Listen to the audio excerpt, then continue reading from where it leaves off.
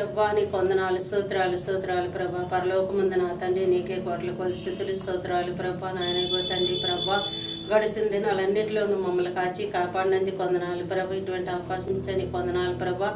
ఇదిగో నాయన నీ సన్నిధిలో ప్రార్థన చేసే అవకాశం ఇచ్చావు తండ్రి. నాయన ప్రార్థనలో నివ్వండి, వాక్యంలో ఒప్పుకునే ప్రార్థనలో నివ్వండి ప్రభా. నాయన ఆది నుంచి అంతవరకు నీవే మహిమ పొందమని అడుగుతున్నాను ప్రభా. వచ్చిన ప్రతి బిడ్డని ఆశీర్వదించి దీవించమని ప్రభా. నాయన వాక్యంలో అన్ని విషయాలు నీవే ఉండి మహిమ ఘనత ప్రభావాలు నువ్వు ఒక్కడవే పొందమని ఈ చిన్న ప్రార్థన వేసేనామని అడుగుతున్నాను తండ్రి. ఆమె హల్లెలూయా. దేవునికి మహిమ కలుగును గాక. మరొకసారి దేవుని అనుగ్రహించిన యొక్క గొప్ప సమయాన్ని బట్టి ఆయనకు హృదయపూర్వక వందనాలు తెలియజేస్తూ ఈ సమయంలో కొంతసేపు మనం దేవుని ఆరాధిద్దామండి. మనందరం మన స్వరాలు ఎత్తి దేవుని ఆరాధిస్తూ ఆయన నామం హెచ్చిద్దాం, సాతాను శక్తుల్ని పడగొడదామండి. Let's all worship him now.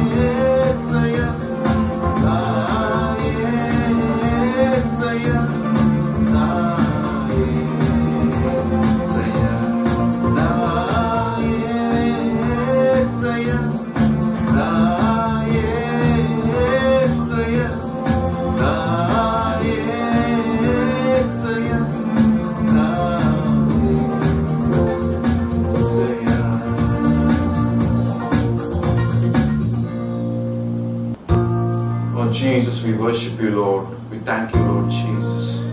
We offer our worship to you, Lord Jesus. Thank you, Lord. తండ్రి గాఢాంధకార లోయలలో తండ్రి నేను సంచరించినప్పటికీ తండ్రి తండ్రి అటువంటి సమయాల్లో మేము బ్రతుకుతున్నప్పటికీ తండ్రి నాయన మీ యొక్క హస్తం మాతో తండ్రి తోడుగా ఉన్నది తండ్రి. We thank you Jesus, thank you Lord.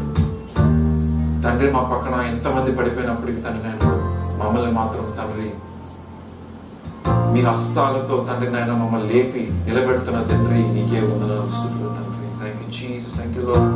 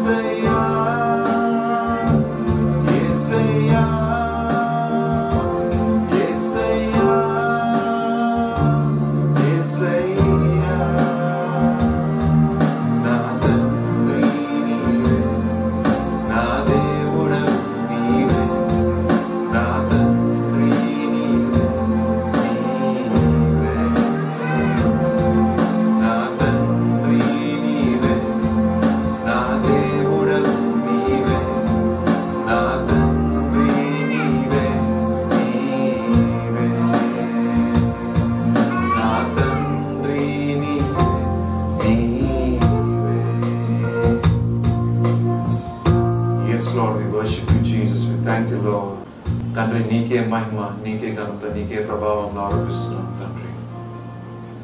తండ్రి మీరు చూపిస్తున్న ఎనలేని ప్రేమను బట్టి మీకే వేలాది కోట్లాది వందనాలు తెలియజేస్తున్నాం తండ్రి. తండ్రి నాయన అన్సర్టనిటీ టైమ్స్ లో మేము ఉన్నప్పటికీ తండ్రి నాయన మీరు చూపిస్తున్న ప్రేమను బట్టి, తండ్రి నాయన మీరు నడిపిస్తున్న విధానం బట్టి, మీరు చూపిస్తున్న ఉచితమైన కృపను బట్టి మీకు వందనాలు స్తుతులు తెలియజేస్తున్నాం అయ్యా.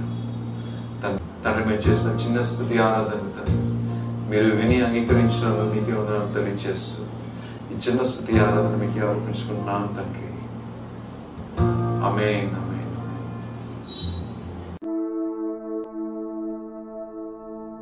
హల్లెలూయా.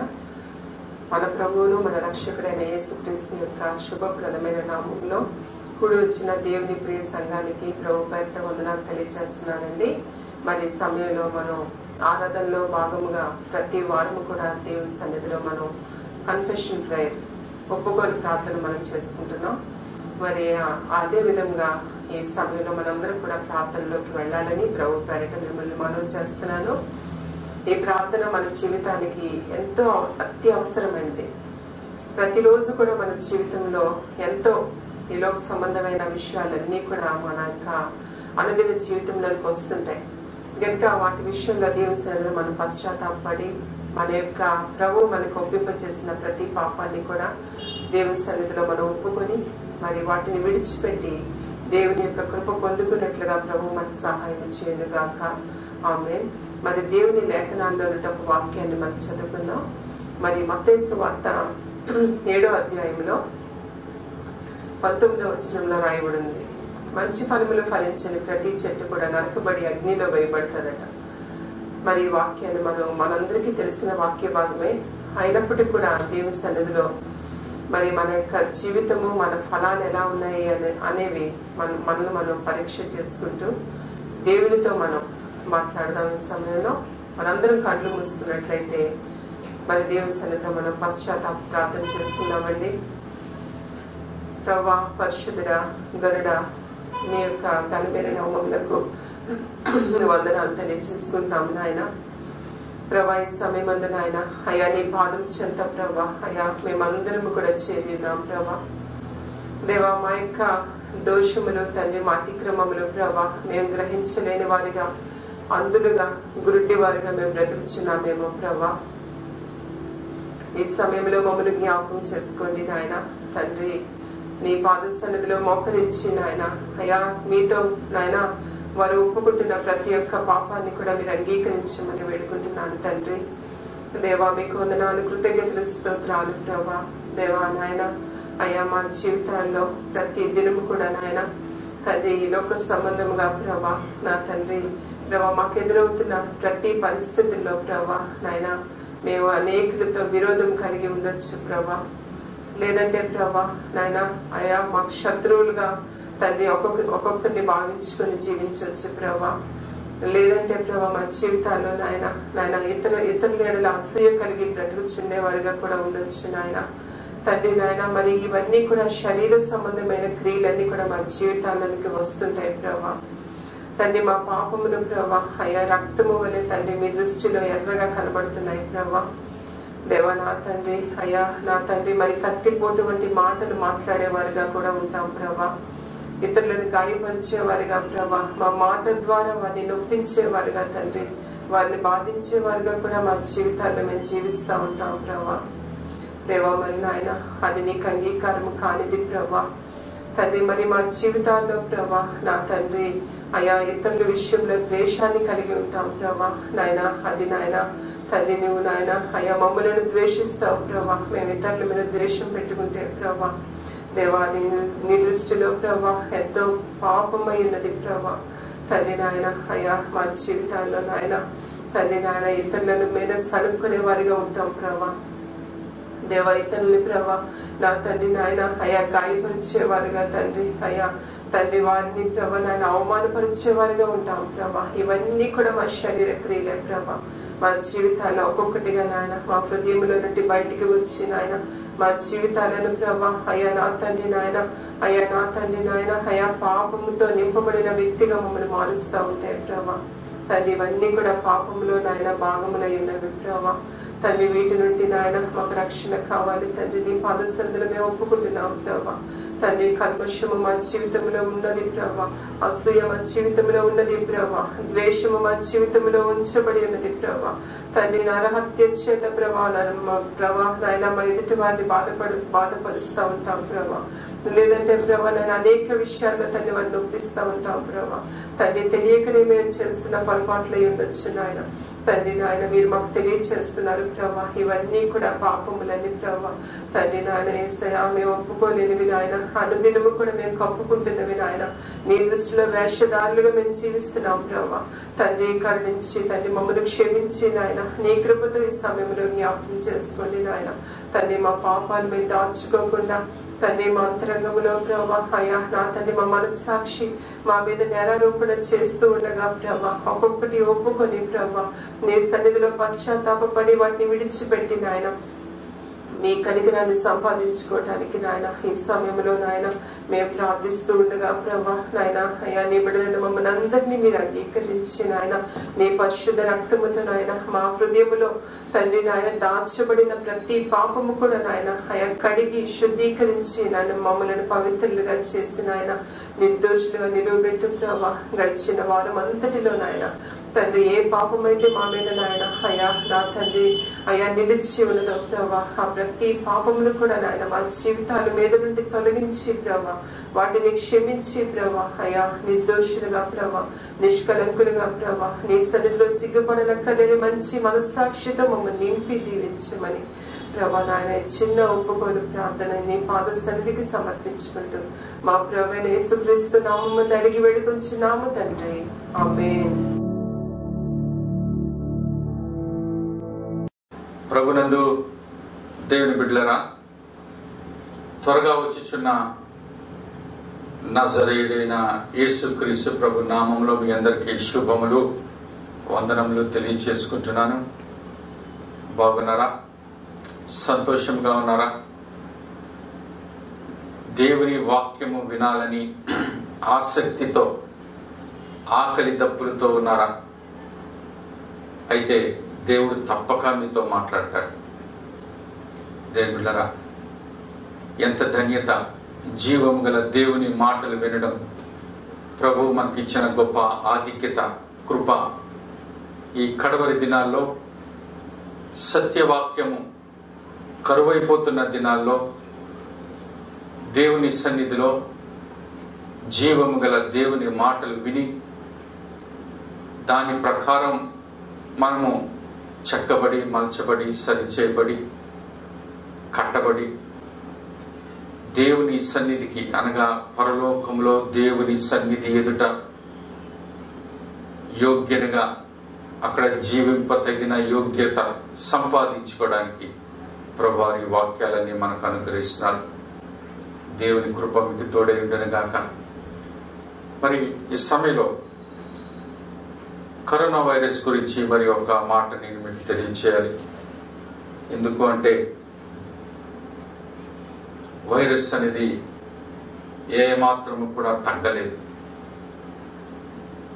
ఒక్కోసారి నేను అనుకుంటున్నాను కరోనా వైరస్ తగ్గుతుంది అని మనం భ్రమపడిపోతున్నామేమో. కానీ అంతర్జాతీయ వరల్డ్ హెల్త్ ఆర్గనైజేషన్ వారు చెప్తున్న హెచ్చరికలు బట్టి చూస్తే మనం ఇంకా సగం దూరమే ప్రయాణం చేశాం, ఇంకా మిగిలిన సగం ప్రయాణం చేయాలి అని వాళ్ళు చెప్తున్న మాటలు బట్టి చాలా భయంకరంగా ఉంది. దేవుని బిడ్డలారా, దయచేసి ప్రతి ఒక్కరికి నా సూచన ఏంటంటే, కరోనా వైరస్ ఎఫెక్ట్ అయితే దాన్ని బాగు చేయడానికి డాక్టర్లు హాస్పిటల్కి వెళ్తే అక్కడ కృషి చేస్తారు, వారు ప్రయత్నం చేస్తారు, మందులు ఇస్తారు, బాగు చేస్తారు. కానీ అసలు మనం అక్కడికి వెళ్లకుండా నిరోధించాలి అంటే మన మీదే ఉంది. అది చాలా సులువుగా ఎవరి మట్టుగా వారు తగు జాగ్రత్తలు తీసుకుంటే చాలు. ఆ పరిస్థితిలోనికి మనం వెళ్ళాల్సిన అవసరం లేదు. దేవుని బిడ్డలారా, అటు వెళ్తే పడిపోతారు, నాశనం అయిపోతారు అని చెప్తున్నప్పటికీ మనం చూస్తూ ఉంటాం. ఋషికొండ దగ్గరికి వెళ్తే బోర్డులు కనిపిస్తాయి, సముద్రంలో దిగితే ప్రమాదము, ఎవరు సముద్రంలో దిగకూడదని బోర్డులు కనిపిస్తాయి. బోర్డులు చదువుతారు, అయినా వాటిని దాటుకుంటూ చదువుకుంటూ ముందుకెళ్ళి సముద్రంలో దిగుతారు. అయినా కొట్టుకుపోతూనే ఉంటారు, చనిపోతూ ఉంటారు. ఈ ప్రతిసారి మనం వింటున్నట్టు పేపర్లో చూస్తున్నటువంటి సంఘటనలే. ఎందుకు ఇలా జరుగుతూ ఉంది? కారణం ఏంటి? ఈరోజు కరోనా వైరస్ కూడా ఎప్పుడో వెళ్ళిపోవలసింది, ఎప్పుడో ఆగిపోవలసిన కరోనా వైరస్ ఎందుకు ఆగడం లేదు అంటే మనలో సరైనటువంటి నిర్బంధం లేదు. ఒక హెల్త్ పాయింట్ ఆఫ్ వ్యూలో డిసిప్లిన్ లేదు. మాస్కులు ధరించడం లేదు, సోషల్ డిస్టెన్స్ పాటించడం లేదు. ఈ రోజుల్లో ఇంకా సినిమా హాల్ కూడా తెరిచేస్తున్నారు. దయచేసి ఎవరు సినిమాలకు కానీ పెద్ద పెద్ద కూడికలు ఉన్న దగ్గరకు కానీ ఫ్రెండ్స్తో తిరగడం కానీ ఎక్కువ చుట్టరికానికి వెళ్ళడం రావడం కానీ ఇవన్నీ కొన్నాళ్ళు బంద్ చేయాలని మీకు మనవి చేస్తా ఉన్నాను. వయసులో పెద్దలైన వారందరికీ ఒక విజ్ఞప్తి ఏంటంటే మీరు ఎక్కడికి కూడా దయచేసి వెళ్ళొద్దని మీకు మనవి చేస్తున్నాం. చిన్నపిల్లల విషయంలో జాగ్రత్తగా ఉండాలి. యవనస్తులు కూడా పెద్దవారు అందరూ కూడా తగు జాగ్రత్తలు లేకపోతే ప్రమాదకరమైన అంచుల్లోకి వెళుతూ ఉంటాం. కనుక మరి బుద్ధిమంతుడు అపాయం వచ్చుట చూచి దాగుకొనును, మూర్ఖుడు నిర్భయంగా ముందుకు వెళ్ళి ఆపదలో పడిపోతాడు. దేవుని నామానికి మహిమ కలుగును గాక. దేవుని బిడ్డలారా, మరి ఈరోజు దేవుని వాక్య సందేశాన్ని మనం విందాం. ఈరోజు వాక్యానికి మరి నామకరణం చేయబడింది. ఈ వాక్యానికి ఇచ్చినటువంటి టైటిల్ ఏమిటంటే church is in coma state. సంఘము కోమా స్థితిలో ఉంది. కోమా స్థితి అంటే మనందరికీ తెలుసు కదండి. కొంతమందికి అనారోగ్యాలు వచ్చినప్పుడు, బలహీనతలు వచ్చినప్పుడు వారు కోమాలకు వెళ్ళిపోయారటండి అనేసరికి ఒక్కసారి షాక్ తింటారు అందరూ కూడా. కోమాలకు వెళ్ళిపోయారు అంటే అర్థం ఏంటంటే కోమాల నుంచి ఇటు వస్తారో తెలియదు, అటు పోతారో తెలియదు.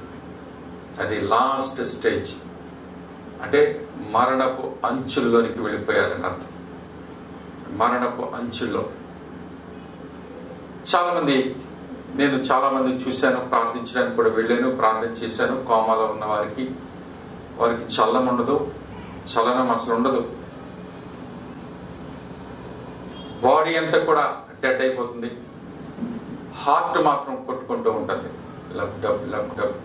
నేను బ్రతుకున్నాను సుమా అని హార్ట్ మాత్రం కొడతా ఉంటుంది. తల మొదలు అరికాల వరకు కూడా నిర్జీవం అయిపోతుంది. దెన్ బిల్డరా, that is called coma state. Coma అనేటువంటి స్థితిలోనికి వెళ్ళిపోవడం. ఈరోజు ప్రభు సన్నిధిలో వాక్యం కొరకు నేను ధ్యానం చేస్తున్నప్పుడు ప్రభు నాతో చెప్పిన మాట ఏంటంటే సంఘము ఇప్పుడు కోమాలకు వెళ్ళిపోయింది. చాలా మరణపు అంచుల్లోనికి వెళ్ళిపోయింది. వారి గుండె అయితే మాత్రం కొట్టుకుంటుంది, తల మొదలు అరికాల వరకు నిర్జీవం అయిపోయింది, గుండె కొట్టుకుంటుంది. అయితే అలాంటి స్థితిలో డాక్టర్లకి ఎంత భయంకరమైన పరిస్థితి అంటే ఇతడు చనిపోలేదు, బ్రతకలేదు. ఇతన్ని తీసుకెళ్ళిపోండి, చనిపోయాడని చెప్పడానికి సర్టిఫికెట్ ఇవ్వడానికి అవ్వదు, గుండె కొట్టుకుంటుంది. బ్రతికేడమ్మా ఇంకా బ్రతికిపోయి లేచిపోతాడు అనడానికి గ్యారంటీ లేదు. దాన్ని కోమా స్థితి అంటారు. ఈరోజు దేవుడు మనకి ఈ మాటల ద్వారా సంఘానికి హెచ్చరిస్తున్నాడు. ఈ కోమా అనేది ఆరోగ్యానికి సంబంధించింది, శరీరానికి సంబంధించింది అయితే అయి ఉండొచ్చు. దీనికి సంఘానికి ఒక ఉపమాన రీతిలో చెప్తున్నాడు ప్రభు. ఇదొక ఉపమానం, ఇదొక చిన్న కథ లాంటిది. మీకు అర్థం కావడానికి యేసు ప్రభు వారు ఎన్నో ఉపమానాలు చెప్పేవారు. అలాంటి ఉపమానాల్లో ఒక ఉపమానం ఏంటంటే ఈ యొక్క సంఘము కోమా స్థితిలోకి వెళ్ళిపోయింది అని సంఘం. మరి ఒక చిన్న లేఖన భాగాన్ని మనం చదువుకుందామా? దేవుని బిడ్డలారా, దయచేసి తీయండి. ప్రకటన గ్రంథం 3వ అధ్యాయం 1వ వచనాన్ని దయచేసి చదువుకుందాం. సార్దీసులో ఉన్న సంఘపు దూతకు ఇలాగ వ్రాయి, 7 నక్షత్రములను 7 ఆత్మలను గలవాడు చెప్పు సంగతులేమనగా, నీ క్రియలు నేను ఎరుగుదును. ఏమనగా, జీవించుచున్నావన్న పేరు మాత్రం ఉంది గాని నీవు మృతుడవే. దేవుని బిడ్డలారా, జీవించుచున్నావన్న పేరు మాత్రం ఉంది గాని నీవు మృతుడవే. ప్రార్థించేద్దాం. తండ్రి, మీకు వందనాలు. మీరు ఇచ్చిన శ్రేష్టమైన లేఖన భాగం బట్టి స్తోత్రాలు. వాక్యం ఆశీర్వదించి విరిచి పంచిపెట్టండి. యేసునామమున వేడుకున్నాను తండ్రి, ఆమేన్. దేవునికి స్తోత్రం. దేవుని బిడ్డలారా, చాలా జాగ్రత్తగా కొన్ని మాటలు వినండి. ఎక్కువసేపు నేను తీసుకోను. ప్రభు చెప్తున్న మాట ఏంటంటే, సార్దిస్లో ఉన్న సంఘమునకు, అదొక చర్చ్, అదొక సంఘము. అక్కడ కొన్ని వందల మంది విశ్వాసులు ఉన్నారు. దేవుడు ఆ సంఘానికి ఉత్తరం రాస్తున్నాడు. బైబిల్లో ఎవరికి ఉత్తరం రాసినా, ఎవరికి ఏ మాట చెప్పినా బైబిల్ సంఘంలో ఉన్న ప్రతి ఒక్కరికి చెప్పినట్లే లెక్క. ఈరోజు సార్దీస్ సంఘానికి ఇచ్చిన హెచ్చరికలు అపోస్టలిక్ ఫెలోషిప్ అవనండి, వైజాగ్లో ఎన్ని చర్చిలు ఉండండి, అన్ని చర్చిలకి కూడా, అన్ని సంఘాలకు, ప్రతి వ్యక్తికి కూడా దేవుడు ఇది అనే హెచ్చరిక ఇస్తూనే ఉన్నారు. ఏమిటి ఆ హెచ్చరిక అంటే, దేవుని బిడ్డరా, ఆయన అన్నాడు, 7 నక్షత్రములను 7 ఆత్మలు గలవాడు చెప్పు సంగతులేవనగా. ఈ మాటలు చెప్తున్న వ్యక్తి ఎవరండి? తన కుడి చేత 7 నక్షత్రములు పట్టుకున్నవాడు, 7 ఆత్మలు గలవాడు. తనకిన్ని 7 ఆత్మలు ఉన్నాయంట.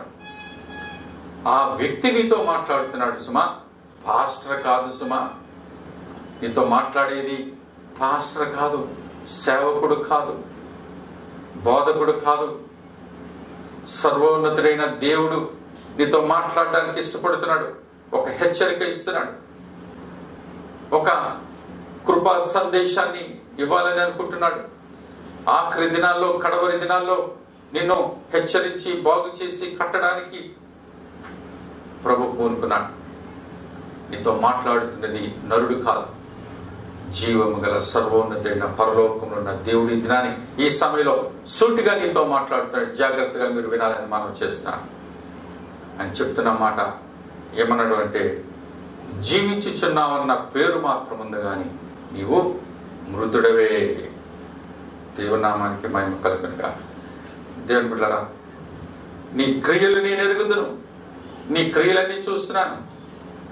నీ క్రియలు అంటే నీ భక్తి క్రియలు, నీ అనుదిన జీవితంలో నువ్వు చేస్తున్న నీ నడవడిక, నీ యొక్క రాకపోకలు, నీ పరిపాట్లు, నీ జీవితం అంతా కూడా చూస్తూ ఉన్నాను. నీ బ్రతుకు ఎలాగుంది? దేవుని సన్నిధిలో ఉన్నట్లుగా ఉందా, లేక లోకంలో జీవిస్తున్నట్లు జీవిస్తున్నావా? నువ్వు ఇంటి దగ్గర ఉన్నా, బజార్లో ఉన్నా, డ్యూటీలో ఉన్నా, వ్యాపారంలో ఎక్కడున్నా సరే, నేను దేవుని సన్నిధిలోనే ఉన్నాను అన్న దృక్పథంతో మనం ఉండాలి. లేక నాకు ఎవ్వరు చూడడం లేదు నేను అని అనుకుంటే చాలా పొరపాటుని ప్రభు తెలియచేస్తా ఉన్నాడు. ఇక్కడ ప్రభు చెప్పే మాట ఏంటంటే, జీవించుచున్నావన్న పేరు మాత్రం ఉన్నది కానీ నీవు మృతుడవే. అంటే ఏంటి? ఇందాక చెప్పాను కదండి, కోమాలో ఉన్నవాడు ఎలాగుంటాడు? డాక్టర్ అంటాడు, లేదండి చనిపోలేదు, హార్ట్ కొట్టుకుంటుంది, జీవిస్తున్నాడు, కానీ మృతుడే. బ్రెయిన్ పని చేయడం లేదు, మాట రావడం లేదు, వినడం లేదు, చూడడం లేదు, కాళ్ళు కదలడం లేదు, చేతులు కదలడం లేదు. ఏమవుతుంది? What is this? దేని బిడ్డరా, దీన్నే కోమా స్థితిలో ఉన్నారు అని అంటారు. ఈరోజు సంఘం కూడా అదే బ్రతుకులో ఉంది. మనం ఏమనుకుంటున్నామండి? నేను జీవిస్తున్నానండి, నేను నా గుండె బాగానే కొట్టుకుంటుందండి, చూడండి పల్స్ చూడండి.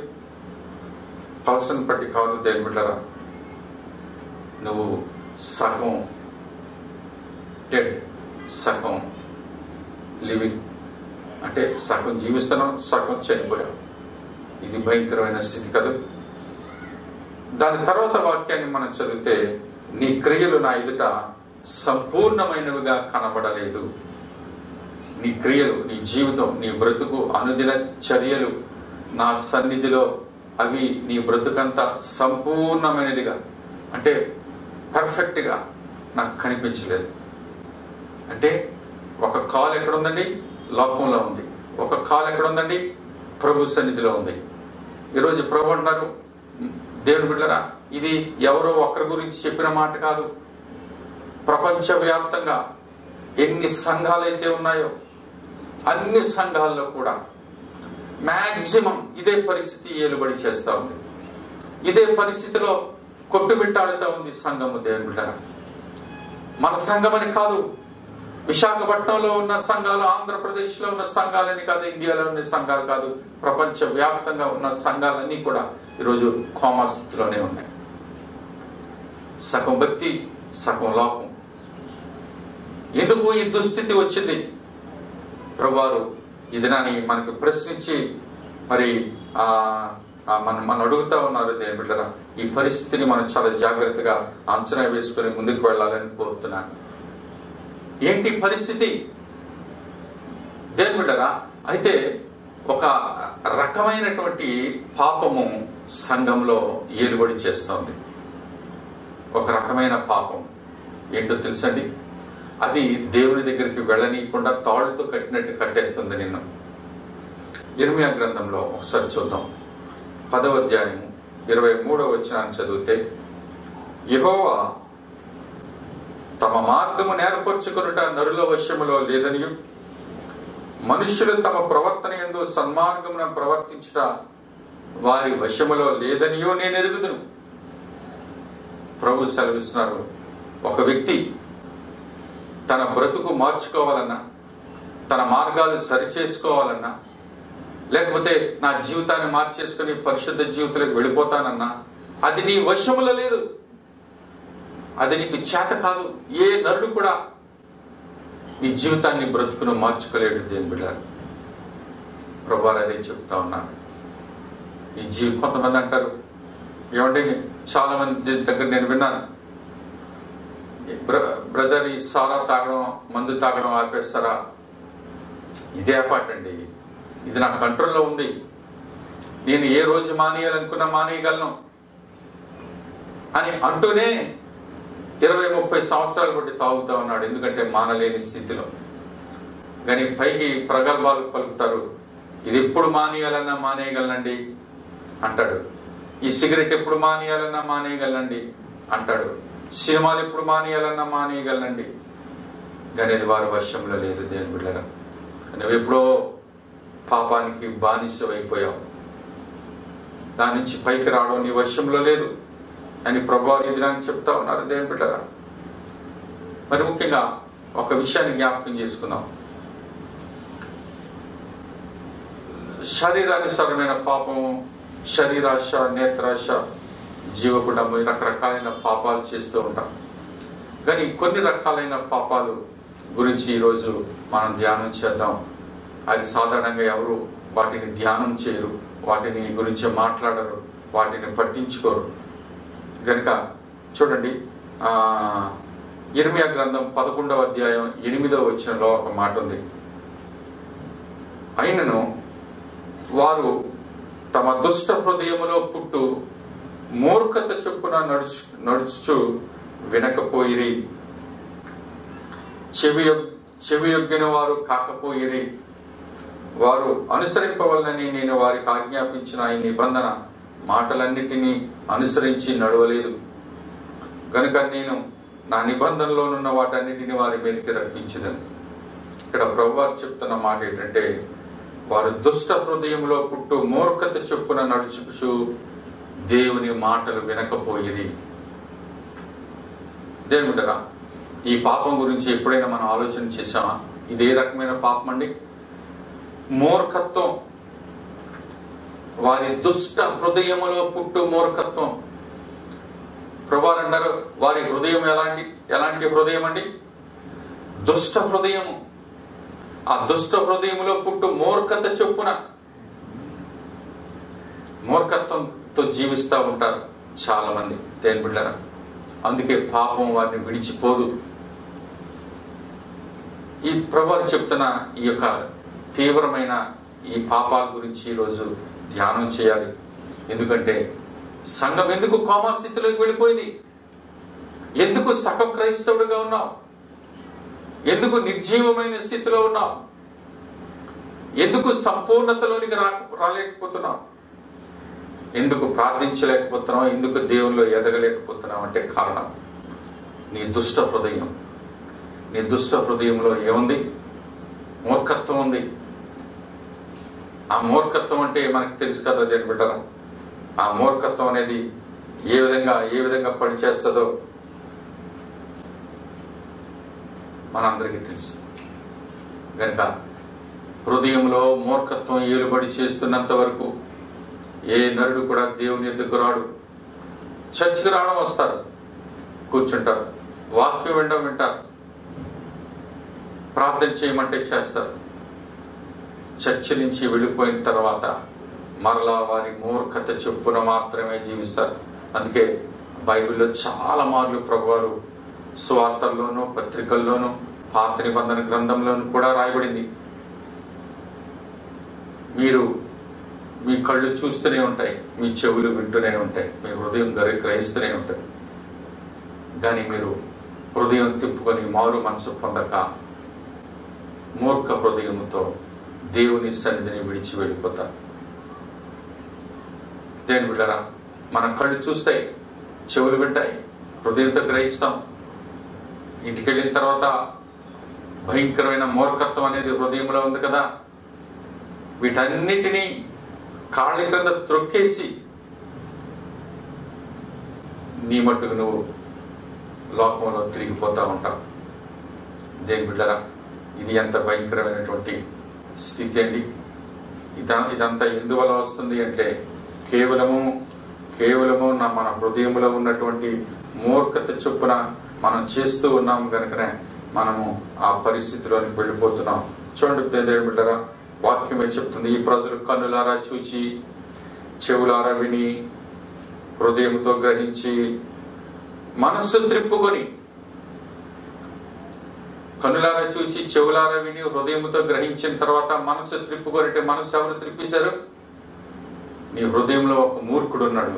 ఆ మూర్ఖుడు ఏం చేస్తాడంటే నీ హృదయాన్ని ఇట్లా తిప్పేసి నీకు స్వస్థత పొందకుండానట్లు, శారీరక స్వస్థత ఆత్మీయ స్వస్థత పొందకుండానట్లు నీ హృదయాన్ని తిప్పేస్తా అన్నాడు. కనుక ఈరోజు ప్రభు చెప్తున్నాడు, నీ హృదయంలో ఏముందో తెలుసా? మూర్ఖత్వం అనేటువంటి భయంకరమైన ఒక పాపము సంఘంలో ఏలుబడి చేస్తాం. దేవుని బిడ్డరా, ఇంకా ప్రభువారు మనకి చాలా మార్లు తెలియచేసినటువంటి విషయాలు ఏంటంటే, దేవుని బిడ్డరా, మరి ఏ విధంగా మనం హృదయంలో ఉన్న మూర్ఖత్వం గల హృదయాన్ని మార్చుకుని ప్రభు తట్టు తిప్పుకోగలం? దేవుని బిడ్డరా, డాక్టర్లు ప్రయత్నం చేస్తూ ఉంటారు కోమాలో ఉన్న వాడిని బ్రతుకు జీవంలోనికి లాగడానికి, కానీ శరీరము ఏం చేస్తుంటే మరణానికి ఎట్లా లాగుతూ ఉంటే డాక్టర్లు ఇంటి లాగుతూ ఉంటారు. ఈరోజు సంఘం కూడా అదే స్థితిలో ఉంటే దైవ సేవకులు సంఘాన్ని జీవములోనికి లాగడానికి ప్రయత్నం చేస్తూ ఉంటాం. సాతానుడు అవతల నుండి సంఘమును మరణానికి నరకానికి లాగడానికి ప్రయత్నం చేస్తూ ఉంటాడు. ఈ రెండు పోరాటాల మధ్య సంఘము కోమా స్థితిలో ఉంది. దేవుని బిడ్డరా, నువ్వు స్పందించాలి, నీ హృదయం స్పందించాలి. దేవుని బిడ్డరా, మరి తర్వాత మరొక మాటను మనం గ్రహిద్దాం. దేవుని బిడ్డరా, మూర్ఖత్వం రెండోది, ప్రభువారు దేవుడు ఇశ్రాయేలీయులు ఐగుప్తు నుంచి అరణ్య మార్గం గుండా కనాను దేశానికి వెళ్ళిపోతూ దేవుని మీద సణుగుతూ వ్యతిరేకిస్తూ తిరుగుబాటు చేస్తున్న సమయంలో ప్రభు అంటారు, వీరు మెడలు వంచని వారు, స్టిఫ్ నెకెడ్ పీపుల్. దేవుని ఎదుట మెడ వంచని వారు, దేవుని ఎదుట తగ్గింపు గుణము లేని వారు, దేవుని ఎదుట దేవుని వాక్యానికి గడగడ వణుకుచు లోబడని వారు. దేవుని బిడ్డరా, నేను ఇప్పుడు కూడా ఒక మాట చెప్తాను, మీరు ఏ దైవజనుడికి మీరు లోబడనక్కర్లేదు, కానీ దేవునికి లోబడండి. నువ్వు దేవునికి లోబడితే చాలు. నేను ఏ దైవజనుడికి కూడా మీరు లోబడాల్సిన అవసరం లేదు. దైవజనుడు చెప్తున్న ప్రతి దేవుని మాటకు మీరు లోబడితే దేవునికి లోబడినట్లే. దైవజనుడు దేవుని చేత స్పాన్సర్ చేయబడి ముద్ర వేయబడి దేవుడే తన సేవకుని పిలుచుకొని ఏర్పాటు చేసుకొని పంపించినటువంటి దైవజనుడు, వారు చెప్పిన మాటకు దయచేసి లోబడాలని మీకు మనం చేస్తూ ఉన్నాను. దేవుడు అంటున్నాడు, ఇశ్రాయేలీయుల్ని మెడవంచని ప్రజలు, స్టిఫ్ నెక్డ్ పీపుల్. ఎప్పుడు మెడ వంచరట దేవుని సన్నిధిలో. దేవుడు మోషే అహరోన్లో వచ్చి ప్రసంగాలు చేసి వాక్యం చెప్తుంటే ఇలాగ సీరియస్ గా కోపంగా చూసిన వాళ్ళే అందరూ కానీ తల వంచి అలాగేనయ్యా దైవజనుడా మేము తప్పక చేస్తాం అన్నటువంటి వారు ఇశ్రాయేల్లో లేరు. దేవుడే చెప్తున్నాడు మెడవంచని ప్రజలు అని. కనుక అలాంటి స్థితి మన హృదయాల్లో ఉందేమో కనిపెట్టుకోవాలి. దేని బిడ్డరా, అలాంటి స్థితి ఉన్నట్లయితే మనం చాలా జాగ్రత్తగా మన హృదయాలను మార్చుకోవాలని మనం కోరుతున్నాం. కొందరి హృదయాలు బండబారిన హృదయాలు ఎంత హార్డ్గా ఉంటాయో తెలుసండి. ప్రభు చెప్పారు, విత్తనాలు విత్తుతూ ఉన్నాడట. విత్తనం అంటే వాక్యం. విత్తనాలు విత్తుతూ ఉంటే కొన్ని హృదయాలు బండబారిన హృదయాల్లో పడితే అక్కడ మొలవ వాక్యం పనిచేయదు. అలాంటి నేను ఎందుకు ఈ మాటలు చెప్తున్నానంటే, చూడండి, హృదయంలో మూర్ఖత్వం గల హృదయము, మెడల వంచని స్థితి, అలాంటి హృదయము. ఈరోజు మూడవది బండబారిన హృదయం గురించి మాట్లాడుతున్నాను. నేను ఎందుకు ఈ మాటలు చెప్తున్నానంటే, ఈరోజు సంఘము ప్రపంచవ్యాప్తంగా యూనివర్సల్ చర్చ్, ప్రతి చర్చిలో కూడా కోమా స్థితిలోనే ఉంది. ఎంతమంది అండి జీవము కలిగి చాలా తక్కువ సంఖ్యలో రక్షణానందంతో ప్రభు కొరకు సంతోషంతో ఆనందంతో కనిపెట్టేవారి సంఖ్య తక్కువ. లోకంలో కలిసిపోతూ నిర్జీవ క్రియల్లో ఉంటూ సంపూర్ణత లేకుండా సగం క్రైస్తవులుగా మిగిలిపోతున్న వారి సంఖ్య రోజు రోజుకి కూడా పెరిగిపోతుంది అన్న సంగతి మీకు తెలియచేయడానికి నేను బాధగా ఉంది దేవుళ్ళరా. కనుక మరి ఈ యొక్క భయంకరం ఇంకా హృదయంలో ఏముంటాయి తెలుసండి? మొండితనము గల హృదయాలు, తర్వాత పంతము గల హృదయాలు. మొండి హృదయాలు, పంతము గల హృదయాలు, ఇవన్నీ కూడా ఇశ్రాయేలీలో, మీరు పాత నిబంధన గ్రంథం చదివితే ఇవన్నీ ఇశ్రాయేలీలో ఖచ్చితంగా కనిపిస్తాయి. బైబిల్ గ్రంథం చెప్తుంది, ప్రసంగి గ్రంథం చెప్తాడు, మునుపు జరిగినదే మరలా జరుగును. అంటే పాత నిబంధనలో జరిగినదే క్రొత్త నిబంధనలో కూడా జరుగును, అంత్య దినాల్లో కూడా జరుగును. సంఘము ఏ స్థితిలో ఉందంటే, పాత నిబంధన గ్రంథంలో ఇశ్రాయేలీలు నాటు రకంగా దేవుని తిరుగుబాటు చేస్తే, అంత్య దినాల్లో సంఘము చాలా సోఫిస్టికేటెడ్గా హైఫైగా దేవుని మీద తిరుగుబాటు చేస్తున్నాం. ఈ విషయాన్ని మనం జ్ఞాపకం చేసుకుందాం. మళ్ళీ చెప్తున్నాను, పాత నిబంధన గ్రంథంలో సంఘము అనగా ఇశ్రాయేలీలు దేవుని మీద చాలా నాటు రకంగా తిరుగుబాటు చేశారు. కానీ అంత్య దినాల్లో, కడవరి దినాల్లో సంఘము హైఫైగా చాలా సోఫిస్టికేటెడ్గా ఉంటూ దేవుని మీద తిరుగుబాటు చేస్తున్నారన్న సంగతి మీరు గ్రహించాలని కోరుకుంటున్నాను. దేవుళ్ళరా, మరి ఇలాంటి పరిస్థితుల్లో ఏ విధంగా సంఘము రక్షించబడగలదు? కోమా స్థితిలో నుంచి ఉజ్జీవింపబడిన జీవం గల స్థితికి ఏ విధంగా నార్మలైజ్ అవుతుంది? దీనంతటికీ సొల్యూషన్ ఒకటే, పరిశుద్ధాత్మ సహాయం లేనిదే ఎవరు కూడా ఏమి చేయలేరన్న సంగతి దీనిని మీరు గ్రహించాలి. పరిశుద్ధాత్మ సహాయం లేనిదే దేవుని బిడ్డరా, మరి ఇలాంటి మూర్ఖత్వం అనండి, స్టిఫ్ నెక్కెడ్నెస్ అనండి, లేకపోతే మొండితనం అనండి, ఏదైనా సరే ఇవి దేవుని దగ్గరికి వెళ్ళనీయకుండా అడ్డుకుంటున్నటువంటి ఈ స్థితిగతులు ఏమన్నా తెలుసా దేవుని బిడ్డరా? ఇవన్నిటికీ పరిశుద్ధాత్మ దేవుని సహాయం. బైబిల్ చెప్తుంది, పరిశుద్ధాత్ముడు ఎలా పనిచేస్తారంటే ఒక బండను బద్దలు చేసే సుత్తి వంటి వాడు అని బైబిల్ గ్రంథంలో ఉంది. వాక్యం ఎలాంటిదండి? బండను బద్దలు చేసే సుత్తి. రెండోది ఉంది, చాకలి వాని సబ్బు వంటి వాడు. నీలో ఉన్న మలినాలు, మురికి, పాపము పోవాలంటే అది చాకలి వాని సబ్బులాగా ఉపయోగపడుతుంది. మూడవది ఏంటంటే దేవుని వాక్యము దహించు అగ్ని.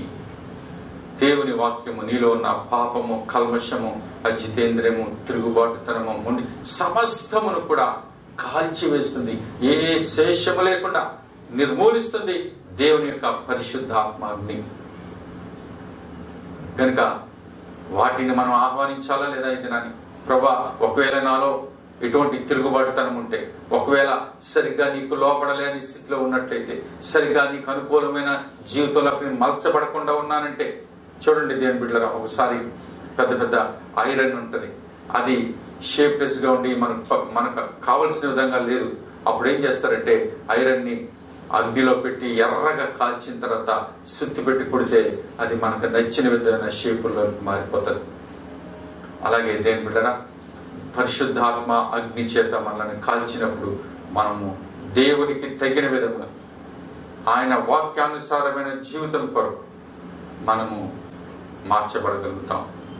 ఇంకొక విషయం ఏంటంటే, యోహాను సువార్తలో మనం ఒకసారి చూస్తే 16వ అధ్యాయము 8వ వచనాన్ని చూస్తే అందులో ఒక మంచి వాక్యం ఉంది. అక్కడ ఏముందంటే, ఆయన వచ్చి, ఆయన అంటే ఎవరు? పరిశుద్ధాత్మ దేవుడు మీదకు వచ్చినప్పుడు అతడు పాపమును గూర్చియు నీతిని గూర్చియు తీర్పుని గూర్చియు మీ చేత ఒప్పింప చెయ్యను. దేవుని నామానికి మహిమ కలుగును గాక. హృదయంలో ఎంత మూర్ఖత్వం ఉన్నా, కఠినత్వం ఉన్నా, లోబడనొల్లని తనమున్నా, ఎంత మొండితనం ఉన్నా, దేవుడు వద్దు నాకు అని ఎలాంటి పరిస్థితి ఉన్నప్పటికీ కూడా పరిశుద్ధాత్మ దేవుడు మీ హృదయంలోనికి కానీ వస్తే అతడు ఏం చేస్తాడండి? నీలో ఉన్న పాపముని గురించి, దేవుని నీతిని గురించి, రాబోయే తీర్పుని గురించి నిన్ను ఒప్పింపచేసి భయభక్తులు గలవాడిగా చేసి దేవుని కుమారుడిగా నిన్ను మార్చేస్తాడు. ప్రభునామానికి మహిమ కలుగునుగా. దేవుని బిడ్డలారా, ఈరోజు పరిశుద్ధాత్మ మనకెంతో అవసరం. ఆయన సహాయం లేనిదే మనం ఏమి కూడా చేయలేం. దేవుని బిడ్డలారా, అందుకే యేసుక్రీస్తు ప్రభువారు, నేను వెళ్ళకపోతే ఆదరణకర్త మీ యొద్దకు రాడు, ఉత్తరవాది మీ యొద్దకు రాడు, నేను వెళ్ళాలి, ఆయన మీ యొద్దకు కంపల్సరీగా రావాలి, అతడు మిమ్మల్ని సర్వసత్యంలో నడిపిస్తాడు. ఇదిగో నువ్వు ఒక 50% ఎదిగావు, ఇంకా మిగిలిన 50% ఎదగలేకపోతున్నావు. కొంతవరకు నడుచుకొని వచ్చావు, మిగిలిన దూరం నడవలేకపోతున్నావు. పరిశుద్ధాత్ముడు నీలోనికి వచ్చినప్పుడు మిగిలిన నడక కూడా మీకు నేర్పించి శక్తిని, బలమును, ఉజ్జీవమునిచ్చి మిమ్మల్ని ముందుకు తీసుకెళ్ళిపోతాడు దేవుని బిడ్డలారా. అందుకే మనకి పరిశుద్ధాత్మ శక్తి, బలము, అభిషేకము, నింపుదల, కాపుదల కావాలి. మరి కావాలంటే ఏం చేయాలి? కూర్చొని కనిపెట్టాలా? కాదు, మోకాళ్ళ మీదకి వేయాలి. మోకాళ్ళ మీదకి వచ్చి దేవుని సన్నిధిలో ప్రార్థన చేయాలి. దేవుని బిడ్డలారా, పెనుగులాడాలి. యాకోబు దేవుని పాదాలు పట్టుకొని పెనుగులాడాడు. బ్రతిమలాడుకోవాలి. పరిశుద్ధాత్మ కొరకు కనిపెట్టాలి, రోధించాలి, గుండె కొట్టుకోవాలి, ఉపవాసం ఉండాలి, కన్నీరు కార్చాలి. దేవుని బిడ్డలారా, లూకాసు సువార్త 11వ అధ్యాయం 13వ వచనాన్ని మనం చూస్తే అందులో రాయబడిన మాట చదువుతున్నాను. పరలోకమందున్న మీ తండ్రి తన్ను అడుగు వారికి పరిశుద్ధాత్మను ఎంతో నిశ్చయముగా అనుగ్రహించును. పరలోకమందున్న మీ తండ్రి, ఆయన్ను తండ్రి, పరలోకమందున్న తండ్రి, నీ పరిశుద్ధాత్మను నాకు అనుగ్రహించవా. పరలోకమందున్న మా ప్రభువా, దేవా నీ పరిశుద్ధాత్మను అనుగ్రహించవా అని ప్రార్థన చేస్తే ఆయన ఎంతో నిశ్చయముగా నీకు పరిశుద్ధాత్మను అనుగ్రహించును. హల్లెలూయా. ఎప్పుడైతే పరిశుద్ధాత్మను నువ్వు పొందుకుంటావో దేవుని బిడ్డలారా, నీ జీవితంలో గొప్ప మార్పు కలుగుతుంది. ఇంతవరకు స్టిఫ్ నెక్కెడ్గా ఉన్నారు ఇశ్రాయేలీలే. ఇశ్రాయేలీల గురించి ప్రభువు చెప్తున్నాడు, స్టిఫ్ నెక్కెడ్ పీపుల్, లోబడినలని ప్రజలు, బండబారిన హృదయాలు. ఈరోజు సంఘం గురించి వాక్యం చెప్తుంది, నువ్వు చల్లగా లేవు, వెచ్చగా లేవు, నులివెచ్చని స్థితిలో ఉన్నావు. నీ క్రియలు నా ఎదుట సంపూర్ణంగా లేవు. సగమే క్రైస్తవ్యం, సగమే భక్తి. అది చాలదు పరలోకానికి వెళ్ళడానికి, అది చాలదు నువ్వు దేవునితో నడవడానికి. ఈరోజు మనం గ్రహింపులోనికి రావాలి. ప్రభా, ఇప్పుడు నాకున్న భక్తి నాకు చాలదు నాయన, ఇప్పుడు నాకున్న శక్తి నాకు చాలదు ప్రభా. ఈ రోజే కానీ ప్రభువు రాక వచ్చేస్తే, లేకపోతే నన్ను పిలుచుకొని నువ్వే పరలోకానికి వచ్చి పిలిస్తే నా భక్తి నన్ను రక్షించలేదేమో, నా భక్తి నన్ను రక్షించలేదు, నాకున్న శక్తి చాలదు. దేవా, ఈ దినాన్ని నీ పాదం మీదకి వచ్చేస్తున్నాను, వెంటనే నన్ను కరుణించి ప్రభు. పరిశుద్ధాత్మ లేనిదే ఏమి కూడా నేను సాధించలేదు. నాలో సంపూర్ణత రావాలంటే పరిశుద్ధాత్మను పొందుకోవాలి. నువ్వు శక్తి గల వ్యక్తిగా ఉండాలంటే పరిశుద్ధాత్మను పొందుకోవాలి. అభిషక్తుడిగా ఉండాలంటే, పరలోకానికి కావలసిన యోగ్యత సంపాదించాలంటే పరిశుద్ధాత్మను పొందుకోవాలి. అతడు వచ్చి నిన్ను సిద్ధము చేసి పరలోకానికి నిన్ను తీసుకెళ్లే యోగ్యతను మనకిస్తాడు. దేవుని బిడ్డలారా, గనుక సంఘము ఈ దినానికి కోమా స్థితిలో ఉంది. అంటే మరణపు అంచుల్లో ఉంది దేని బిడ్డరా. ప్రాణం కోల్పోతున్నారు. అలాంటప్పుడు నీ ప్రాణము నీ ఆత్మ కాదు కానీ పరిశుద్ధాత్ముడే నీ హృదయంలోనికి వస్తే మరణపు అంచుల్లో నుంచి తీసుకుని వచ్చి జీవం గల తన స్థానంలోనికి నేను తీసుకెళ్ళడానికి ఆయన రాబోతున్నాడు. కనుక మనం అందరము కలిసి పరిశుద్ధాత్మను కోరుకుందాం, ఆహ్వానిద్దాం, ప్రార్థిద్దాం, బ్రతిమలాడుకుందాం, పెనుగులాడదాం. దేవుని సన్నిధిలో పరిశుద్ధాత్మ వచ్చే వరకు ప్రార్థనలో ఉందాం. అట్టి విధముగా మనము నిర్జీవ స్థితిలో నుంచి సంపూర్ణమైన జీవం గల స్థితిలోనికి రావాలని, ప్రభు కొరకు కనిపెట్టాలని, నిత్య జీవాన్ని స్వతంత్రించుకోవాలని ప్రభు పేరట మీకు కోరుతూ నా మాటలు ముగిస్తున్నాను. దేవుడు మిమ్మల్ని దీవించి ఆశీర్వదించును గాక. Amen. God bless you. Hallelujah, hallelujah. దేవుని బిడ్డలారా, ఇంతవరకు చక్కగా దేవుని సన్నిధిలో మనం వర్తమానం విన్నాం, ప్రకటనలు విన్నాం, ముగింపు ప్రార్థన ఆశీర్వాదం తీసుకున్నాం. మహోన్నతుడైన మా ప్రభువా, మా రక్షక, మీకు వందనాలు, స్తుతులు నాయనా. సంఘము నిర్జీవ స్థితిలో కోమాలో ఉన్నదని దినాన్ని నీ వాక్యం ద్వారా మాతో మాట్లాడు. అవును ప్రభా, మా భక్తి జీవితంలో సంపూర్ణత లేదు, పరిపక్వత లేదు.